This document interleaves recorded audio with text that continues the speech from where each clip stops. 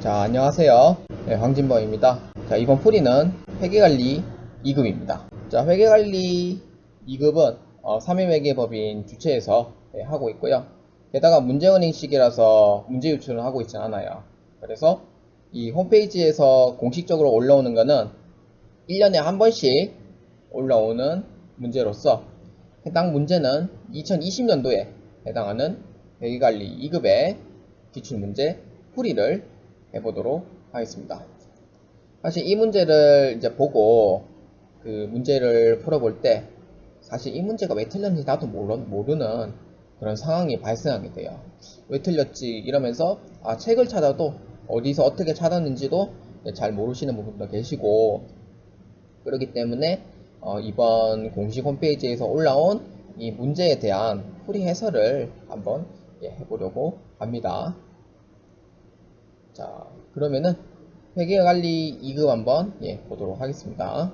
자, 회계관리 2급은 회계원리 부분이라서 향후 전산회계 2급과 전산회계 1급에서 많은 도움이 되는 이 자격증 공부라고 생각하셔도 무방할 것입니다.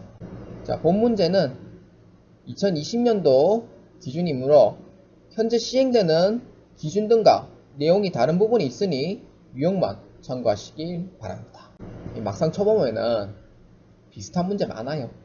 그래서 이 유형만 참고하시고 다른 2019년도, 2018년도 거 공식 홈페이지 이런 데에서 자료도 있으니까 거기에서 다운받아서 책에 상기는 치만 보셔도 충분히 공부하는 데는 문제는 없을 거예요. 충분히 합격할 수 있을 거고.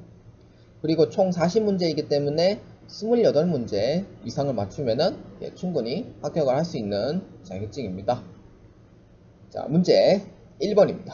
자, 다음 거래의 회계 처리와 관련된 손익계산서 작성 기준으로 가장 옳은 것은 입니다. 자, 1번에서 4번까지는 모두 손익계산서 작성 기준에 해당이 됩니다. 손익 작성 기준. 자, 그러면은 거래하고 일단 회계 처리를 한번 보겠습니다. 자, 거래는 2021년 1년간의 보험료 12만원을 현금으로 지급하였다 입니다. 자, 7월 1일 당시에는 12만원만큼 현금으로 줬다고 하니까 차변에 보험료 12만원, 대변에 현금 12만원으로 해서 회계 처리를 했습니다. 자, 물론 회계 처리는 6만원만 인식하고 6만원은 다음 보험료로 인식한다고 되어 있잖아요. 사실 이 회계 처리는 물론 결산 배우시는 분들은 아시겠지만 실질적으로 회계 처리하는 거는 12월 31일에 회계 처리를 해줘야 돼요. 그래서 이거는 이연분계로서 자, 2021년도에 해당하는 부분만 비용으로 인식하고요. 내년에 인식하는 비용에 대해서는 차기로 2월을 시켜야 되기 때문에 비용에서 제외를 시켜줘야 합니다. 자, 그래서 회계 처리는 이렇습니다. 차변에 선급 비용만 6개월치를 내년으로 보내야 되니까 6만원, 대변에는 보험료 6만원만큼 회계 처리를 해줘요.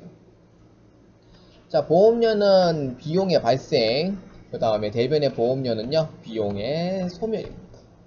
자, 이 계정 과목에서 손익계산서는 수익과 비용에 해당하는 작성 기준에 대해서 묻는 문제입니다. 그래서 이 문제에 한해서는 보험료에 대한 내용은 수익과 비용에서만 물어보기 때문에 현재 지금 수익에 대한 내용은 없습니다. 그래서 비용에 대한 내용만 먼저 파악을 해보시면 됩니다. 자, 첫 번째는 이 전표를 입력했을 때에 대한 붕괴를 어떻게 해서 이렇게 영향이 가냐에 대한 이 계정 과목부터 먼저 알아야 합니다. 계정 과목은 보험료니까 당연히 비용이죠. 비용. 두 번째는 작성 기준이에요. 물론 수익 같은 경우에는 기준점이 어떤 거 있냐? 기준점은 실현 기준하고 그 다음에 발생 기준, 이 두 가지로 보고 있어요. 수익에 대한 기준은 실현 기준하고 발생 기준. 그럼 실현 기준이 뭐냐? 실현 기준은 내가 돈을 받을 거라고 확정이 되어 있는 상황에 대한 부분이 내가 실현했다. 수익을 내가 받을 수 있겠구나. 라는 부분에 대해서 실현 기준을 본단 말이죠. 발생 기준은 수익에 대한 부분을 돈을 받지는 못했더라도 이 수익에 대해서 발생했다고 보는 거예요. 그래서 이거를 발생 기준 이렇게 보고 있습니다. 그 다음에 비용은요, 실현 기준은 보고 있지 않습니다. 돈을 내가 줘야 되는 상황이기 때문에 발생 기준으로 보고 있어요. 그래서 이 문제에서는 보험료는 비용이기 때문에 이 비용에 대해서는 발생 기준으로 작성을 한다 라는 의미를, 이 두 가지에 대한 내용을 꼭 해석을 해 주셔야 돼요. 그래서 실현 기준, 구분 표시 원칙, 총액주의에서는 이 거래에 대한 부분에 대한 손익계산서 작성 기준에서는 맞지는 않아요. 총액주의, 실현주의, 구분 표시 원칙은요, 요거는 손익계산서 작성하는 경우에 대한 기준이고요. 발생주의는 이 거래에 대해서 회계 처리를 어떻게 할 거냐에 대한 작성 기준을 두고 있는 거예요. 그래서 이 거래에 대해서 봤을 때 손익계산서 작성 기준에 옳은 것은 정답은 2번으로 체크를 해주시면 되겠습니다. 자, 2번 발생주의입니다. 다음 중 비용에 관한 설명으로 모두 고른 것은, 자, 기업. 비용은 순자산 감소의 원인이 된다. 자, 이거 다시 한번 볼까요? 비용은요, 당연히 지출이죠. 현금 유출이 돼요. 자, 비용은 어떻게 배웠어요? 수익을 얻기 위해서 지출한 것, 이렇게 생각하면 되죠. 비용이란 말이에요. 그러면은 지출됐으면은 당연히 현금 유출 되겠죠. 자산이 내려갑니다. 자산의 감소. 부채는 당연히 증가하죠. 왜냐? 돈을 안 줬으니까요. 부채 증가를 하죠. 그 다음에 덩달아 비용이 커지면은 당기순이익이 내려가죠. 자본은 그만큼 내려가게 돼 있어요. 이 원리에 대해서 이해를 해야지만 이 비용은 순자산의 감소의 원인이 된다라고 이해를 하실 수가 있는 거예요. 맞는 얘기입니다. 비용은 순자산 감소의 원인이 된다. 첫 번째는 맞는 얘기예요. 자, 기업은 맞는 얘기. 자, 그 다음 두 번째. 기업의 경영활동으로 지출하는 경제적 가치다.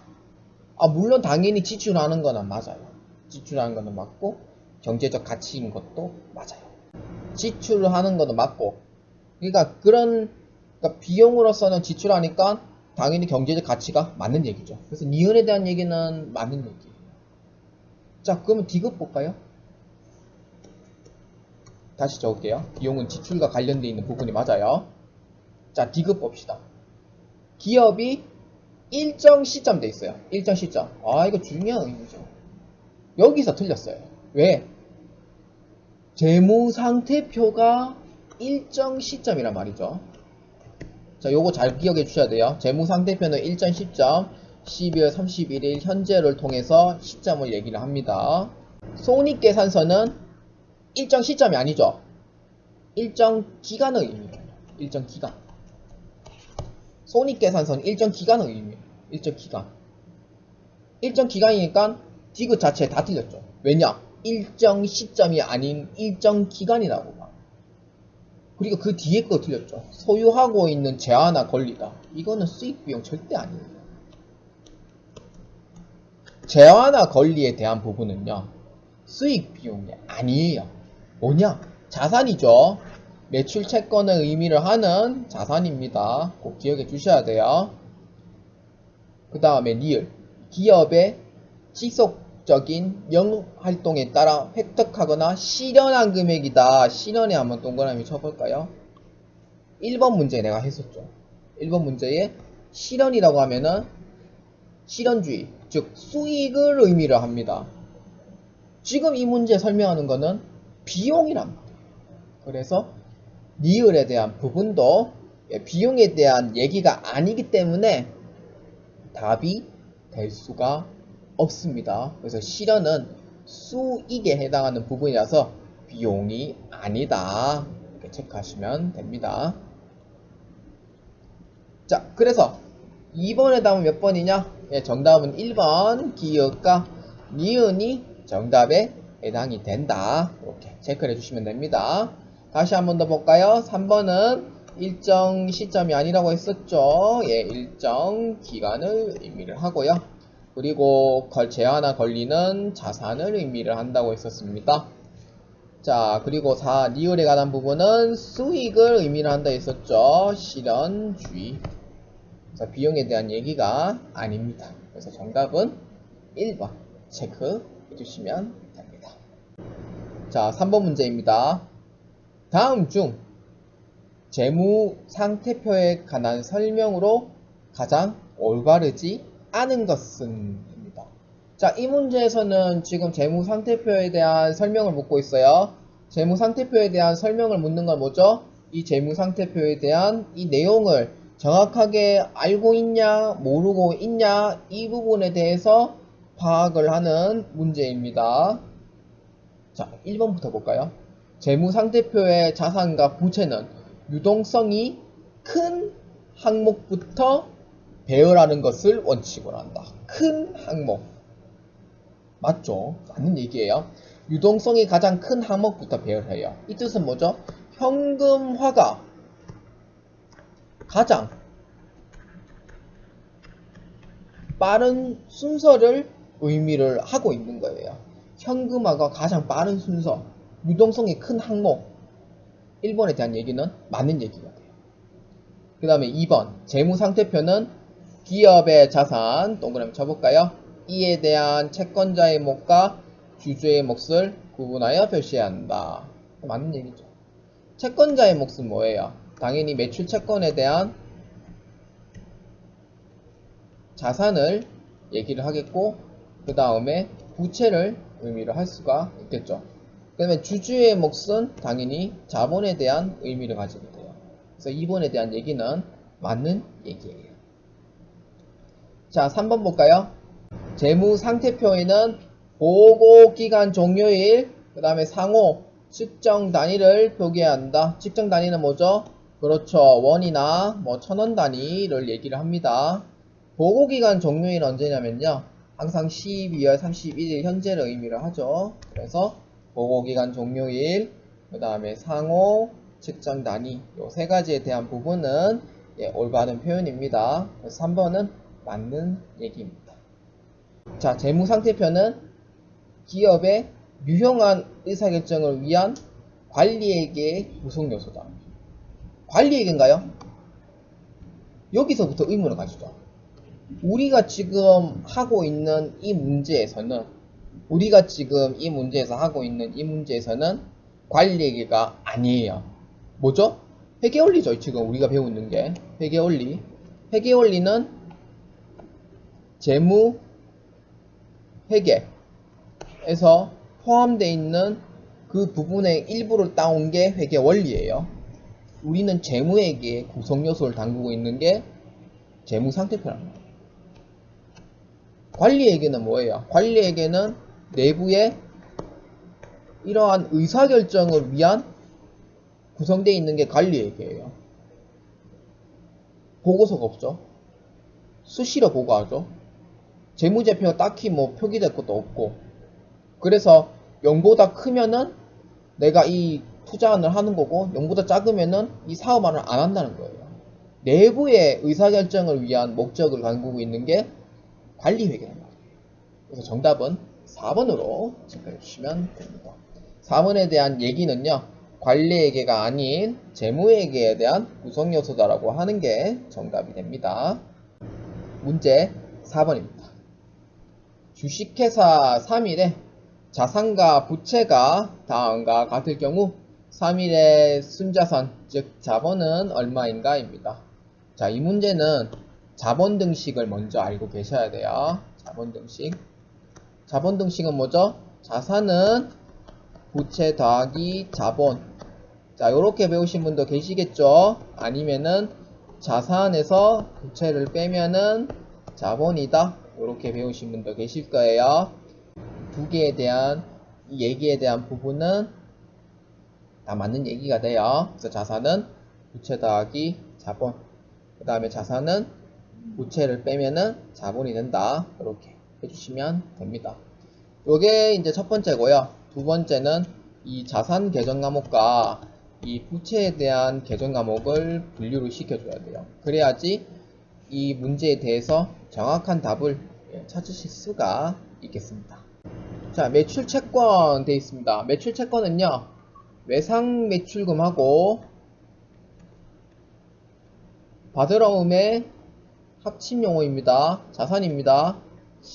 이 간혹 가다가 이 매출 채권이 뭐예요? 라고 물어보는 경우도 많아요. 그래서 매출 채권은 외상 매출금과 받으러움의 합친 거 반드시 기억을 해주시길 바랍니다. 자, 미수금, 자산, 차입금은 부채입니다. 장단기 구분하지 않은 그냥 차입금 돼 있어도 부채고요. 자, 매입 채무는요, 외상 매입금과 지급어음의 합친 용어예요. 외상 매입금과 지급어음의 합친 거, 이거 꼭 반드시 기억하셔야 됩니다. 회계를 배우시면은 매출 채권하고 매입 채무가 구성 요소가 어떤 게 있는지 기본적으로 반드시 알아두셔야 되는 부분이에요. 그래서 외상 매입금과 지급어음은 부채성 개정 과목이죠. 부채. 현금은 그렇죠. 자산. 대여금은 잔단기 구분하지 않고 그냥 대여금 봤을 때도 자산에 해당이 됩니다. 그러면 부채에 대해서 해당하는 부분은 차입금하고 매입 채무밖에 없을 거고 나머지는 자산이라고 보시면 되죠. 자, 그러면은 계산기를 이용을 해서 한번 찾아보도록 합시다. 자, 차입금하고 그 다음 매입 채무는 38만원 되어 있으니까 자산만 한번 찾아봅시다. 95만원입니다. 자산의 총계는 얼마? 95만원. 그냥 부채에 대한 총계는 얼마냐면은 38만원인데요. 그러면은 자산에서 부채를 빼면은 자본 금액이 나오죠. 자본 등식에 의해서 38만원을 빼줍니다. 그러면 정답은 얼마? 57만원이 순자산에 해당하는 자본의 금액으로 보시면 됩니다. 자, 그래서 자산 빼기 부채는 자본 또는 자산은 부채 더하기 자본으로서 금액은 57만원으로 해주시면 되겠습니다. 그래서 이 문제의 정답은 3번으로 체크를 해주시면 되겠습니다. 자, 문제 5번입니다. 다음 중 회계상 거래로 가장 올바르지 않은 것이에요. 이 문제는 틀리시면 안 돼요. 이건 점수를 이렇게 주려고 만든 문제이기 때문에 틀리시면 안 되고, 특히 이 풀이 해설을 보시는 분도 계시겠지만 이후에 회계 1, 2급 치시는 분도 이 문제 틀리시면 절대로 안 돼요. 회계상 거래, 이거는 기본 중에 기본 문제이기 때문에 틀리시면 안 돼요. 비록 틀렸다고 하시더라도 반드시 다시 한 번 더 보시면 됩니다. 이 회계상 거래는요, 사실 구두라든지 그냥 계약만 하는 경우가 있어요. 그러니까 계약금 안 주고 계약서만 작성하는 경우가 있잖아요. 그런 경우에도 거래가 안 돼요. 이런 경우에는 사실 거래가 안 돼요. 그 다음에 뭐 신입사용 채용하기로 하다, 돈 줄 것도 없죠. 그래서 그것도 당연히 거래가 안 된다는 거예요. 그러니까 회계상 거래로 인식하는 부분은요, 자산과 부채나 자본, 그 다음에 수익과 비용 이런 거 있죠. 여기에 대한 증감 요소가 반드시 존재해야 돼요. 증감 요소가 반드시 존재해줘야 돼요. 그래야지 거래로 본다는 거예요. 재산이 증감해야 된다 이 뜻이에요. 그래서 회계상 거래로 가장 올바른 걸 찾으니까 재산 증감이 되는 것만 찾으면 되죠. 봅시다. 자, 공해 방지 시설을 설치하지 않아 과태료 1000만원을 부과받았다입니다. 공해 방지 시설을 설치를 안 해서 직접 공무원을 찾아왔는데 과태료 무셔야 되겠어요 라고 얘기를 하는 거예요. 그래서 과태료를 1000만원만큼 부과를 받았대요. 당연히 자산에 대한 유출이 있죠. 유출이 존재합니다. 그리고 재산 증감이 존재합니다. 왜냐하면은 1000만원의 돈을 줘야 되겠죠. 그렇기 때문에 과태료 1000만원을 부과를 받았다고 하니까 재산 증감이 존재합니다. 그래서 거래가 해당이 돼요. 자, 2번. 신기술 획득을 위해 3일의 주식 100%를 인수를 하기 위한 협상을 시작했대. 협상. 와가지고 우리 악수 이렇게 해가지고 협상합시다. 자, 우리 신기술 획득을 위해서 주식 100%를 우리가 인수를 해야겠습니다. 다시 이제 말로만 얘기를 하는 거죠. 그러면은 거래에 대한 부분이 아닌 거죠. 협상만 해서는 뭐예요? 돈이 나간 게 없는데, 들어오고 나간 게 없는데. 그래서 이거는 거래가 안 된다는 거예요. 자, 그 다음 3번. 사무실에 화재가 발생하여 장부가의 500만원 비품이 전소되었대요. 화재가 발생해가지고 비품이 다 타버린 거예요. 당연히 내가 처분도 할 수는 없는 상황이고 폐기를 해야 될 상황인 거예요. 전소가 됐으니까 폐기해야 되겠죠. 폐기를 해야 되겠죠. 예. 폐기를 해야 되니까 이 재산에 대한 증감 요소는 존재를 합니다. 재산 증감은 존재를 해요. 왜냐면은 차변에 재해손실로 해가지고 다 비용 처리하고 대변에는 비품으로 처리를 해버린다는 거예요. 왜냐? 팔 수도 없고 불이 다 타버렸는데 처분도 할 수도 없는 상황. 결국에는 다 버려야 되는 상황이에요. 자산에서 제거를 해줘야 돼요.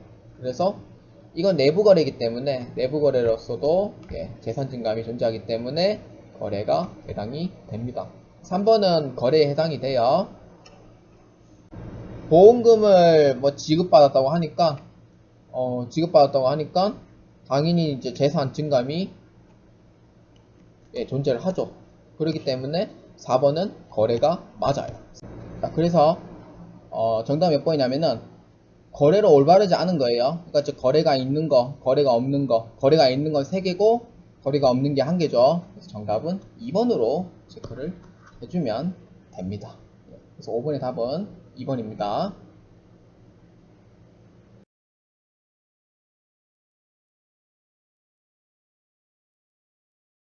자, 문제 6번입니다. 자, 다음 중 가에서 나에 들어갈 용어로 가장 옳은 것은 입니다. 자, 재무상태표는 뭐에 동안 회사에 뭐에 나타나는 재무제표다. 손익계산서는 뭐에 동안 회사가 달성한 뭐를 나타내는 재무제표다입니다. 도대체 뭐를 나타내는지 한번 봅시다. 자, 가장 중요한 부분이 있어요. 재무상태표는 가장 앞부분에 있죠. 가장 앞부분에 재무상태표는 일정 기간, 시점, 그렇죠. 일정 시점입니다. 기간 아니고 일정 시점에 대한 회사의 재무상태표죠. 말 그대로 재무상태를 나타내는 표가 되고요. 손익계산서는 일정 기간 동안 회사가 달성한 그렇죠. 회사의 성적표인 경영성과를 나타내는 재무제표다 입니다. 그래서 가는 일정 시점, 나는 재무상태, 다는 일정 기간, 라는 경영성과를 의미합니다. 그래서 이에 해당하는 정답은 자, 얘기하면은 가는 일정 시점의 재무상태를 나타내는 표고 손익계산서는 일정 기간의 경영성과를 나타내는 표입니다. 그래서 1번과 4번은 시작부터 답이 될 수가 없고요. 그러면은 2번 아니면 3번인데 전체에 해당하는 정답은 2번으로 이렇게 보시면 됩니다. 자, 이거 꼭 잘 기억해 주셔야 돼요. 다음은 주식회사 3일에 1월 현금 내역이다. 이를 잘못 해석한 것은 입니다. 자, 현금 요거를 요 왼쪽에 있는 요 계정 과목 이름을 일단 보지 마시고요. 일단 이 계정 과목을 보기 전에 이 T자 형태를 어떻게 봐야 되는지 이 두 가지에 대한 절차만 잘 이해해 주시면 됩니다. 여기 이 계정 과목이 이 현금 계정 과목이에요. 현금 계정 과목인데 여기에 정기 2월하고 매출, 매입 이런 거를 보지 마세요. 일단 먼저 보지 마시고 금액만 먼저 보는 거예요. 첫 번째는 금액만 먼저 보시는 거예요. 자, 여기에 T자로 형태로 이렇게 현금이 되어 있으면요. 왼쪽에 금액 있죠? 왼쪽에 있는 금액은 차변에 있는 현금 계정 과목으로 회계 처리한 금액들이에요.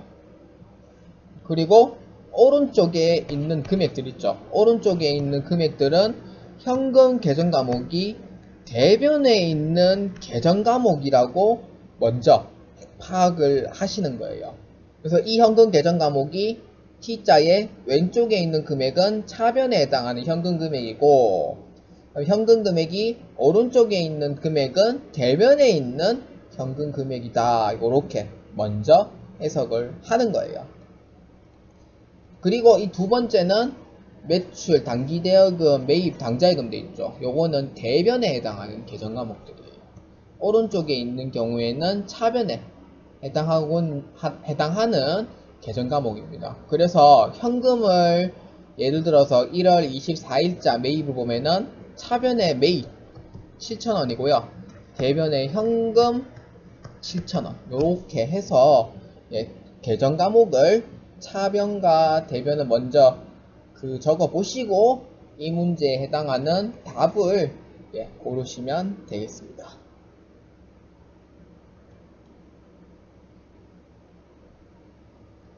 자, 문제 한번 보겠습니다. 자, 1월 15일 매출 5,000원입니다. 자, 1월 15일 상품 5,000원을 현금 매출하다. 자, 요거는 분개를 해보면은 제가 얘기했듯이 현금에 금액이 있는 거는 차변의 현금이라고 했었습니다. 현금 5,000원. 그 다음 매출돼 있죠. 매출은 대변에 해당하는 금액으로서 매출 5,000원만큼 해당이 됩니다. 그래서 1번은 맞는 얘기예요. 자, 그 다음 두 번째 1월 22일입니다. 단기대여금입니다. 자, 현금 3,000원을 임직원에게 대여하다 입니다. 현금을 임직원에게 대여를 했답니다. 그럼 분개를 하자면은 차변에 자, 현금 3,000원 대변에 단기 대여금 3,000원 요렇게 된 셈이죠. 근데 이거는 대여를 한 부분이 아니죠.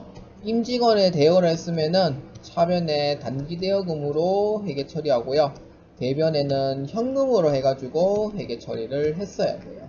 그런데 이 문제에서는 대여를 한 분개가 아니죠. 대여를 한 게 아니고 임직원에게 대여한 현금을 수령했다고 하는 게 맞는 표현이 돼요.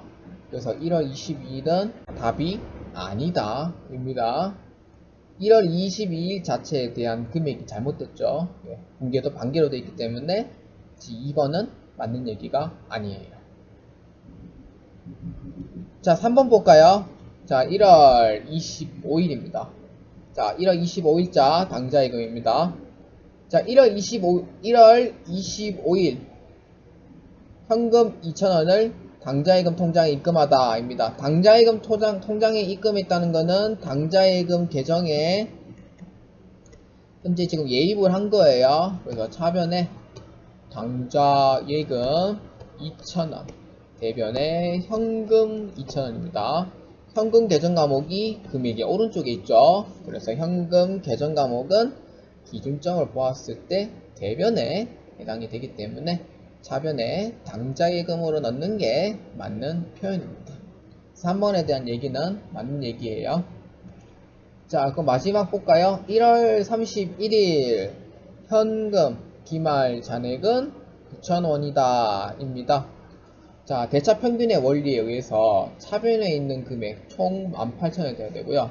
대변에 있는 금액도 총 18,000원이 돼야 돼요. 그러면 1월 31일 이제 차월 2월을 하겠죠. 그래서 기말 잔액은 얼마냐면은 대차 평균 원리에 의해서 차변에 있는 금액과 대변에 있는 금액을 맞춰야 돼요.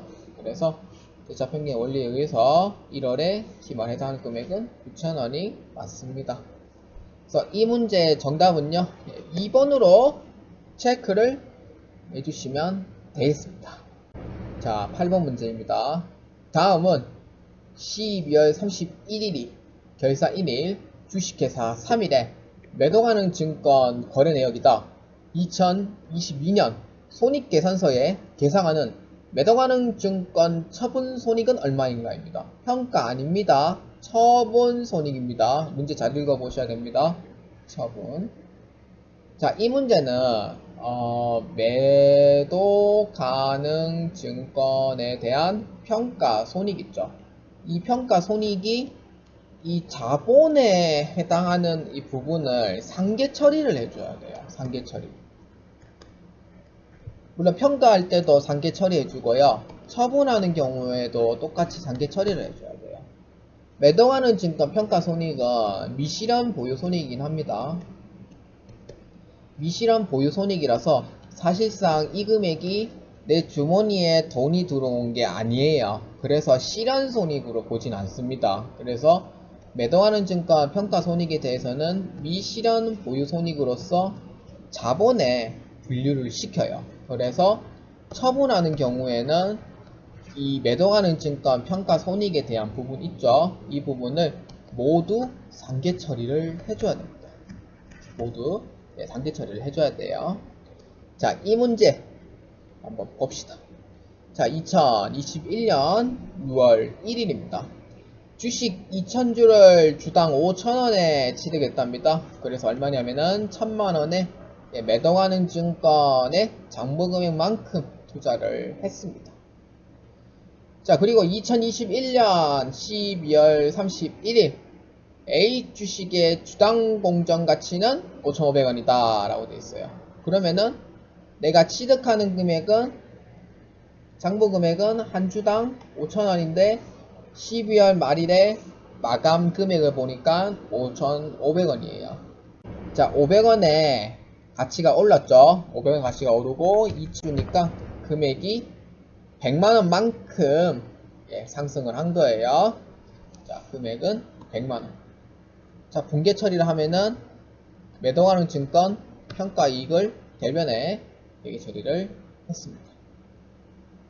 자, 그러면은 장부 금액은 2022년 1월 1일에 장부 금액은 500만원이 아니죠. 1000만원이 아니죠. 1000만원에서 주당 공정 가치가 올랐으니까 100만원만큼 더 상승을 했죠. 그래서 2021년 1월 1일의 장부 금액은 12월 31일에 가치가 증가한 매도가능 증권 100만원을 포함을 해서 1100만원이 됩니다. 자, 그러고 2022년 9월 1일에 처분한 거예요. 처분할 때 이 처분 금액의 장부 금액을 파악을 합니다. 자, 처분 금액의 장부 금액은요, 2000주 중에 1000주만큼 지금 처분을 한 거예요. 그래서 1100만원에서 내가 1000주만큼 처분하니까 전체 2000주 중에서 1000주만큼 이제 처분을 하는 거예요. 그래서 금액은 얼마냐면은 매도하는 증권 장부 금액은 1100만원의 절반인 550만원만큼 처분하고요. 물론 평가 이익이 있는 것도 당연히 전부 다 상계 처리한다고 했었어요. 요 금액도 똑같이 주식수에 비례를 해서 똑같이 처분해 주셔야 돼요. 그래서 50만원만큼 매도가능 증권 평가 손익만큼 회계 처리를 해줘야 합니다. 자, 그러면은 이 뜻은 뭐죠?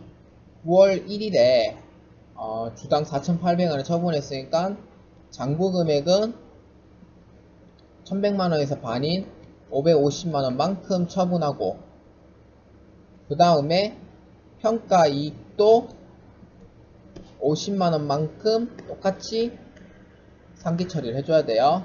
그리고 수령 받는 금액은 480만원만큼 금액을 받습니다. 자, 그러면은 한번 회계 처리 한번 해볼까요? 매도하는 증권은 아까 얘기했듯이 평가 이익도 똑같이 처분할 때 상계 처리를 한다고 했었어요.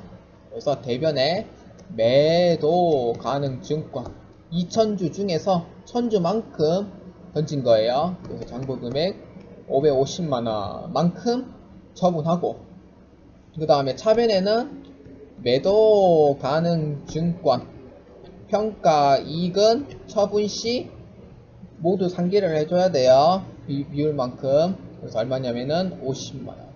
그 다음에 돈 받는 금액, 예, 보통예금은 받죠. 보통예금 480만원.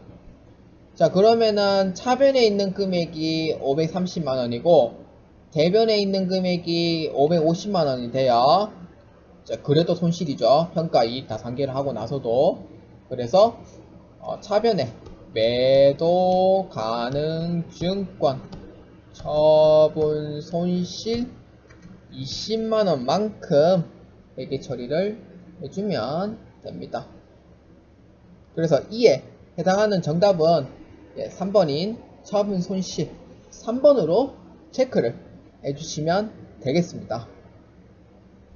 그래서 이 문제에서 가장 핵심은 반드시 이 평가 손익에 대해서 처분 시 상계하는 거를, 이 부분이 가장 중요해요. 이 부분이 가장 핵심입니다. 그래서 정답은 3번입니다. 자, 9번입니다. 다음은 주식회사 3일에 회계장부에서 발췌된 2022년 매출 및 매출 채권 관련 자료다. 2021년 말 주식회사 3일에 재무상태표에 계상될 매출 채권 잔액은 얼마인가 입니다.